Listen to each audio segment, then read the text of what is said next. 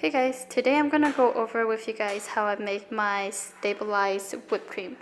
So the things that you'll be needing is a carton of heavy whipping cream and pudding mix. You can really use any kind, but this is my favorite brand and flavor to use. I like the taste that it gives. And then measuring cups and spoon. You're gonna want a 1 cup and a 1 tablespoon. I'm also gonna go with you guys how you can color and flavor your whipped cream. I'm gonna be making a mango flavored whipped cream today, so there you go. So pretty much what you do is you do 1 cup of heavy cream per 1 tablespoon of pudding mix. So I'm just going to, sorry guys, I'm holding my phone with one hand and trying to do this with the other hand, so forgive me if the video is a little sloppy. Okay, so I'm making a bigger cake today, so I'm probably gonna do about like maybe 5 cups. So, oh my god, I just made a big mess. So 1 cup, and then I already got everything here, so per 1 tablespoon of the pudding mix. I already put the pudding mix in here, so that way it's easy for me to scoop. So you just pretty much mix it together in the beginning. So let me pause the video and then I'll come back when I already have 5 cups in the bowl. Okay, so I have 5 cups of heavy cream in here and 5 tablespoons of pudding mix in. So I forgot to mention that I put my mixing bowl into the freezer before I started, so that way it's cold, and then that way it helps the whipped cream to form easier. So once it's all in, I just put it into the mixer, and then I just turn it on low just to get it like incorporated. So it's starting to mix together. So once it's pretty much mixed together, I pick up speed,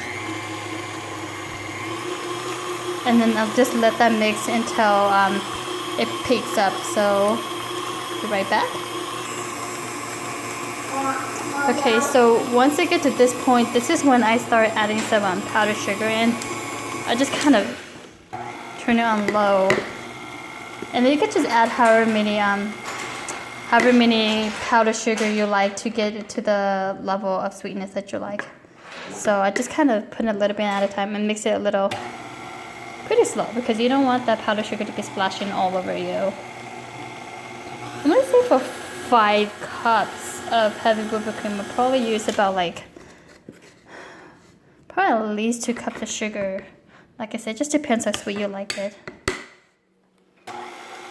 So, just gonna let that mix together.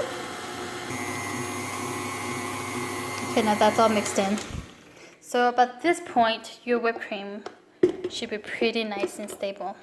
So you see how it's already kind of hard for me to move my move this around. So it's a nice thick whipped cream.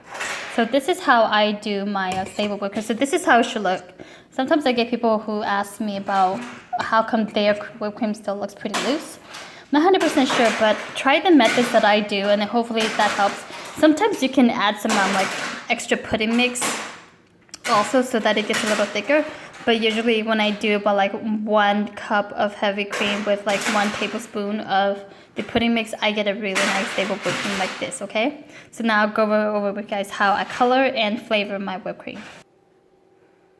Okay, so I took some whipped cream out because I'm making a cake tonight, and I'm gonna be taking the white cream to frost my cake, and then I'm going to be taking like the colored and flavored whipped cream to do the borders. So what I use is, you can use like any extracts. You can even take some like fruit and like blend it up and put it into to flavor it. So this is one of my favorite brand of mango extract to use. It's the Butterfly brand. It's also, as you can tell, it's also already got a little bit of color in it. Sometimes I like to add more color though, and I use so the type of color, you don't want to use like the liquid food dye. Okay, you're gonna want to use like the gel food dye. That's gonna help you get your whipped cream colored better, because the liquid one you're gonna have to use a lot, and that's gonna loosen up your whipped cream. So you're gonna want the gel dye. So all I do is I just add a little bit in it. really, it just depends on how much you want it to taste and how dark the color you want it. So I just put a little bit in. And then I'm just adding it. This is, what color is this? Golden yellow. So I'm just adding this because I like it. I like to give it a little bit extra color. So just a couple drops. Yes, honey. I'm going to get my tablet with some candle in my tablet. But Okay. I can get locked. But Okay. told me Okay. to, and then Okay, baby. I talk to everyone. All right. I can do vlog. Then you just turn it on medium to low. And then that should help it start to mix. So.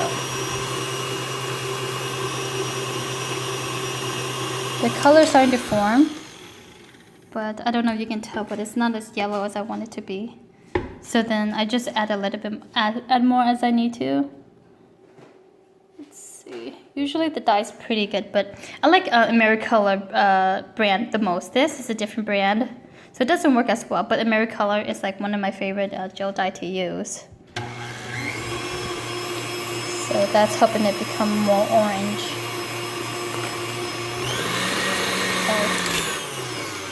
So that looks pretty good now.